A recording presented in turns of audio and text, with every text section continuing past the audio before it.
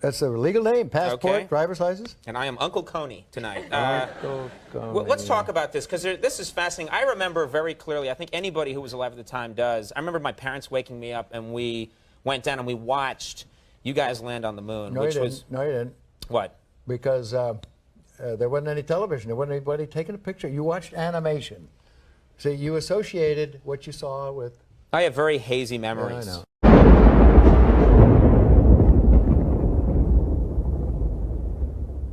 Why do you think that Truman has never come close to discovering the true nature of his world until now? We accept the reality of the world with which we're presented.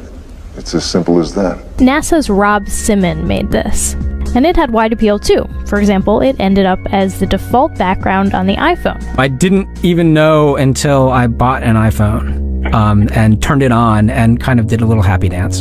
Simon's job is... It's primarily taking data and making pictures out of it. That's what this is, a composite of data sets from several different instruments translated into a picture. To us, the really cool thing was the data set. Up until that point, there was no realistic color map of the globe anywhere. So the land layer here comes from the Moderate Resolution Imaging Spectroradiometer aboard Terra. And the tricky part here was the weather. So we actually had to take clouds out. They stashed the clouds for later, went onto the ocean. That came from an instrument that measures phytoplankton in the sea. Where it was low, I colored it dark blue because they're low mostly in mid-oceans.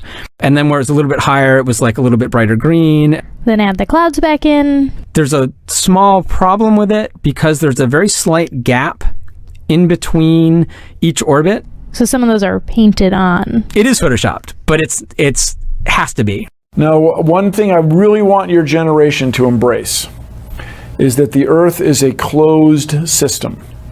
We cannot leave the Earth. There's no place to go. Why has nobody been to the moon in such a long time? That's not an 8-year-old's question. That's my question. I want to know, but I think I know. Because we didn't go there, and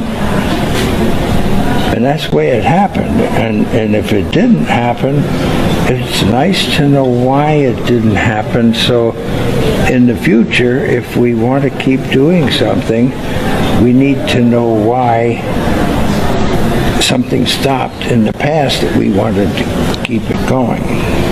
I'd go to the moon in a nanosecond.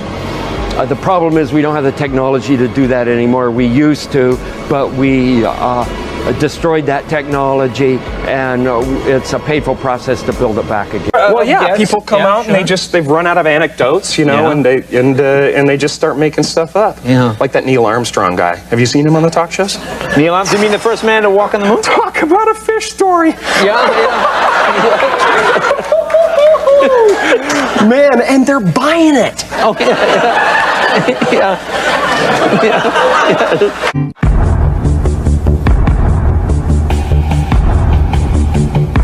Belts are 1,000 miles to 25,000 miles above the Earth. Then we went right out through them. No effects on your cells? We didn't even know it. I don't think anybody, well, maybe somebody said you went through the radiation belt, but we didn't feel it inside, and we didn't get any, added radiation.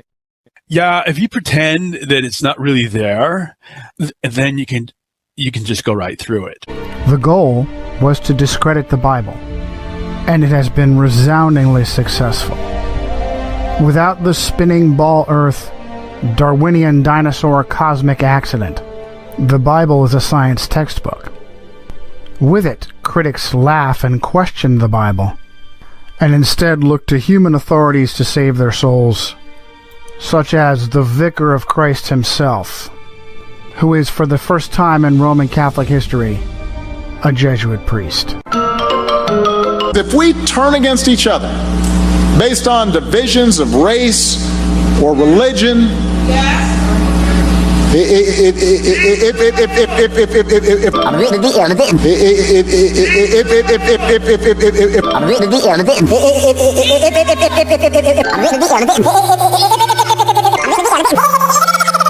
Come on, try getting it out. Ding, ding, ding, ding, ding, ding, bong. That's all, folks.